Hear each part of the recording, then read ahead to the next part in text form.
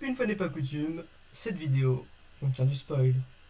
Bonjour à tous et à tous les amis, c'est First. Aujourd'hui on se retrouve pour l'épisode 4 de la review. Comme vous l'avez vu dans le titre et dans la miniature, comme d'habitude, aujourd'hui on va parler de Sword Art Online, un gros pavé de la Jap Animation. Sword Art Online, Sword Art Online, Sword Art Online. Sword Art Online, le roi des isekai, connu dans le monde entier pour, entre autres, son concept d'isekai, mais pour aussi d'autres facteurs. Alors la vidéo risque d'être longue, donc du coup, excusez-moi, mais on va commencer vraiment directement avec les informations générales. Alors le titre de l'anime est Sao, évidemment. Alors les saisons, cette fois-ci, on va parler que des deux premières saisons, parce que j'ai pas vu la S3 ni la S4, donc pas d'Alicization, pas de War of Underworld, s'il vous plaît, pas de spoil en commentaire. Aujourd'hui, on va parler du coup des 49 premiers épisodes de la série. Il y en a 36 entre la saison 3 et la saison 4 partie 1 et la saison 4 partie 2 qui va arriver, qui n'est pas encore sortie. Il y aura 11 nouveaux épisodes. Saison 1 en 2012, saison 2 en 2014 et les nouvelles saisons en 2019 et 2020. Type d'animé Shonenjo, c'est la première fois qu'on change de type d'animé. Les trois premières vidéos étaient sur les shonen. Si vous ne comprenez pas ce qu'est un shonenjo, allez voir ma vidéo sur les types d'animés. Et moi, j'ai vu Sao la seule fois que j'ai vu, pour la première fois, je l'ai vu en juin 2019.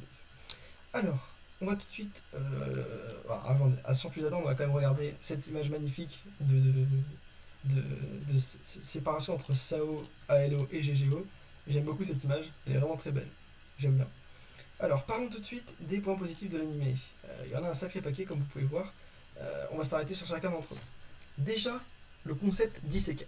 J'aime beaucoup les isekai. J'ai découvert les isekai grâce à Sao. Et honnêtement, j'en ai regardé plein. Et j'ai toujours pas envie d'arrêter de regarder ce style d'animé. C'est très stylé. Ça reste un sous-type d'animé, mais un sous-type d'animé très classe. Ensuite, évidemment, on ne peut pas parler de Sao sans parler du couple Kirito-Asuna. C'est les personnages emblématiques de Sao. Ils sont vraiment incroyables. Ça, c'est, je pense, le premier couple emblématique d'animé que j'ai vu. Je les ai beaucoup appréciés.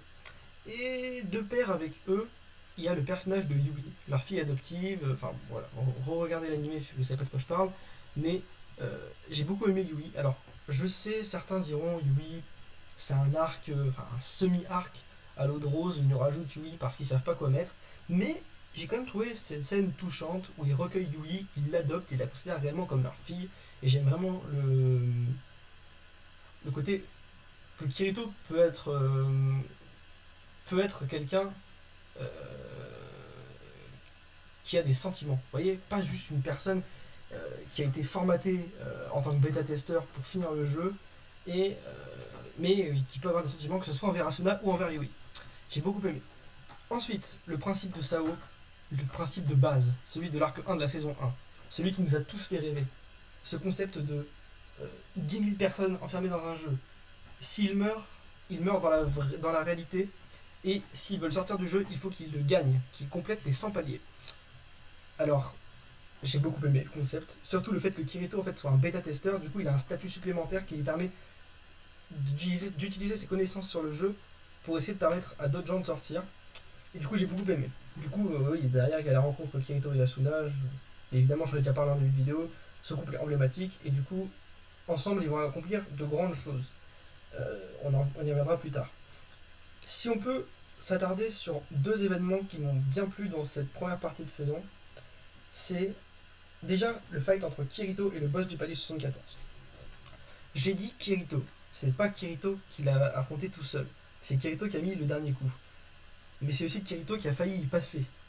Il est resté à une parcelle de vie, mais c'est un combat qu'ils ont gagné ensemble avec Asuna et plein d'autres participants.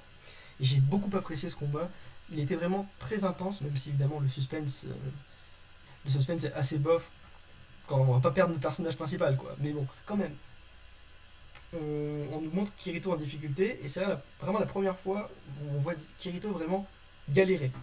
Et j'ai beaucoup apprécié. Et en parlant de galère, parlons du combat Kirito-Heathcliff. Ce combat est juste magnifique. Si vous n'avez pas vu l'animé, je vous conseille d'aller le voir.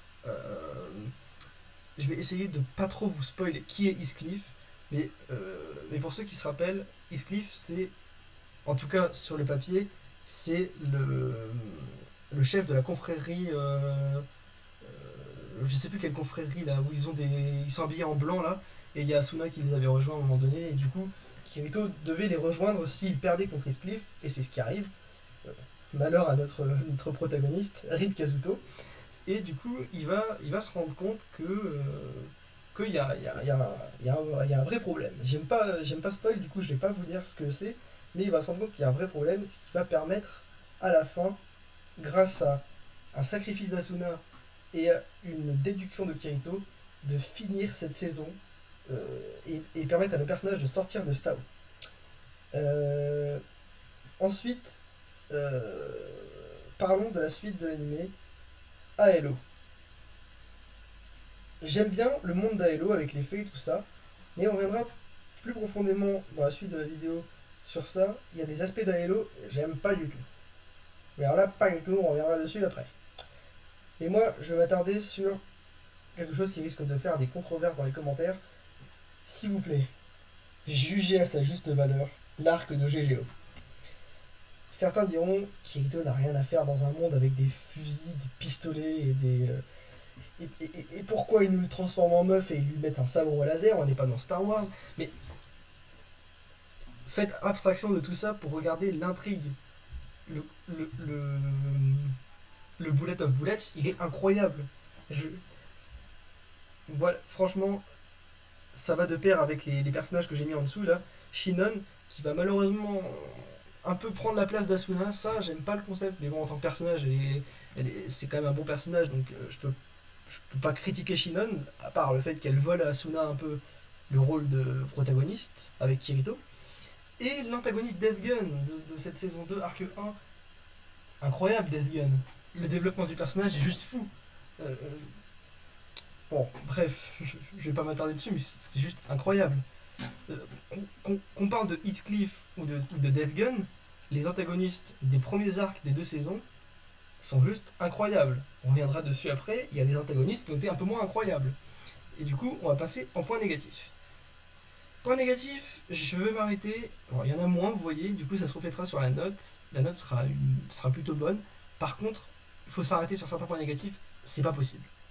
Le harem de Kirito. À quoi ça sert, s'il vous plaît, de mettre un harem autour de Kirito? Ce n'est pas un personnage de Ecchi, c'est pas un personnage qui a besoin d'un harem pour fonctionner. Il est si badass à lui tout seul ou si badass en duo avec Asuna. Pourquoi, s'il vous plaît, pourquoi? J'espère qu'ils vont revoir ça dans les prochaines saisons. J'ai beaucoup d'espoir pour les prochaines saisons d'ailleurs, vraiment, je vous en reparle en fin de vidéo. Mais évidemment, je referai une review quand j'aurai vu les nouvelles saisons. Mais voilà, j'ai hâte de voir les nouvelles saisons parce que clairement, il y a des trucs qui vont pas. Du coup, on va en parler là, dans les points négatifs, justement, ça va être les points coup de gueule. Donc voilà, le harem avec Asuna, Lisbeth, Shinon et même l'inceste avec sa sœur slash cousine. Du coup, ouais, voilà, j'ai pas du tout aimé. Le personnage de Klein, qui nous est vendu au début de l'animé comme le personnage qui va être le pote de Kirito. Moi, honnêtement, je vais être honnête avec vous. Euh, Ça va peut-être en faire rire plus d'un. Mais moi, sur le premier épisode, vu qu'on voit plus Klein que Kirito, j'avais l'impression que le protagoniste de l'anime c'était Klein. Alors je vais vous dire qu'à l'épisode 2, j'ai fait une sacrée gueule. Quand j'ai vu que Klein disparaissait déjà et que Kirito prenait le lead jusqu'à ce qu'on revoie Klein ponctuellement dans l'anime faire des blagues et ne servir à rien, parce que c'est son rôle finalement, ne servir à rien. Voilà, j'étais assez surpris. Pas forcément déçu, mais en tout cas déçu du personnage de Klein.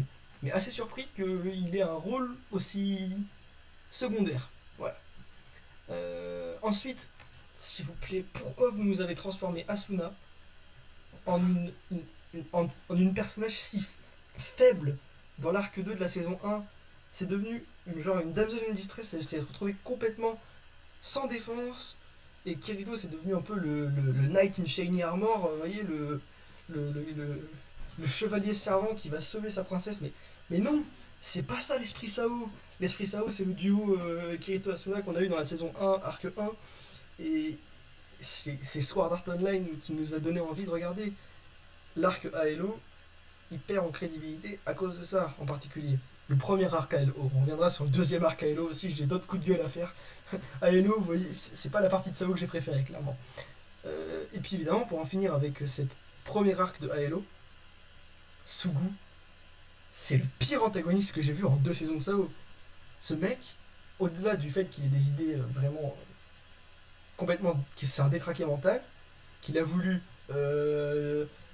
forcer Asuna à l'épouser, qu'il a voulu tuer Kirito au couteau, et enfin bref, plein de choses comme ça. Au-delà du simple fait que c'est un détraqué mental, son chara design est éclaté au sol. Je déteste Tsugu, vraiment. C'est un des personnages de Sao que je déteste le plus. Autant on avait des très bons antagonistes dans les premiers arcs des deux saisons respectives, avec X-Cleave dans la saison 1 et Death Gun dans la saison 2, autant Tsugu, mais non. Non, ce mec n'est pas. Enfin, n'a aucune crédibilité auprès du public. Enfin, dites-moi vous ce que vous pensez de Tsugu, mais moi honnêtement, je l'aime pas du tout. Je parlais de l'arc 2 de la saison 2, le deuxième Aelo. À quoi sert cet arc, s'il vous plaît? Est-ce qu'on peut s'arrêter 2 secondes pour poser cette question? Ils nous ont, je pense, créé un arc juste pour meubler la fin de la saison. Ils nous ont rajouté le personnage de Yuki et les Sleeping Knights, les pauvres qui sont censés mourir dans pas longtemps, et Asuna qui devient un petit peu la, la salvatrice qui va montrer le monde, le vrai monde de la vie extérieure à Yuki avant qu'elle meure.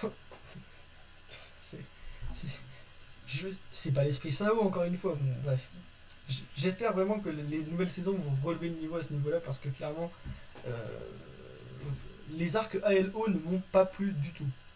Pour des raisons différentes. Hein. L'arc 1, l'arc de ALO 1, donc l'arc 2 de la saison 1, il est mauvais, mais il y a une idée derrière. Donc à la limite, on peut pas leur reprocher d'avoir essayé. Autant l'arc 2 de la saison 2 ALO deuxième génération, il sert à rien, cet arc. Enfin voilà. On sent qu'ils avaient vraiment plus d'idées. J'espère que justement leur inspiration va revenir sur la saison 3 et la saison 4. Hein. J'attends que ça, moi, que Sao remonte dans mon estime. Je remonte dans mon estime. Sao n'est pas descendu dans mon estime. Ne comprenez pas que j'ai détesté Sao, c'est complètement faux. J'ai adoré Sao. Mais il y a des parties de Sao que j'ai pas aimé. Et du coup, cette analyse se ressent sur la note. J'ai mis 8 sur 10 aux 2 saisons. Et donc du coup 8 de manière générale à tout l'animé. Alors, je vais m'expliquer pourquoi les 2 saisons sont au même niveau. Parce que pour moi les 2 saisons se valent en termes de qualité. Et quand je parle de qualité, justement, je dis pas juste qualité pour dire qualité de manière générale. Je parle de qualité parce que cet animé est vraiment qualitatif. Vous voyez, c'est pas de la mauvaise qualité, c'est vraiment un très bon animé, je vous le conseille, vraiment. Allez le regarder si vous êtes fan d'isekai et tout ça.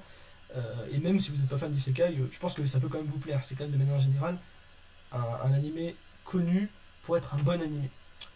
Après, certains n'ont pas aimé la saison 2. Moi, je vais être honnête, les 2 saisons pour moi sont au même niveau. Les 2 saisons ont un arc bon et un arc mauvais. L'arc Sao et l'arc GGO sont des arcs magnifiques. Les 2 arcs ALO sont vraiment pas ouf. Pour des raisons différentes, hein, évidemment. Le premier, c'est juste parce qu'ils ont tenté un truc, ça n'a pas marché. Et le deuxième, c'est juste parce que pour moi, hein, c'est une analyse personnelle, mais pour moi, ils étaient à court d'idées. Et donc, du coup, forcément, ça s'en ressent. Mais enfin, honnêtement, je trouve que quand même l'animé est très bon. Ne me faites pas dire ce que j'ai pas dit. Bon, j'ai rien à rajouter sur cette review. J'espère qu'elle vous aura plu. N'hésitez pas à laisser votre avis en pouce bleu, commentaire, à vous abonner et à partager avec vos amis. C'est très important. Et nous, on se retrouvera donc demain, si vous suivez la série du Shonen pour un nouvel épisode sur l'impératif présent. Et si vous n'êtes pas intéressé par le Shonen, on se retrouve toujours dans 2 jours pour la nouvelle review d'animé. J'espère que vous serez au rendez-vous. Allez, ciao ciao.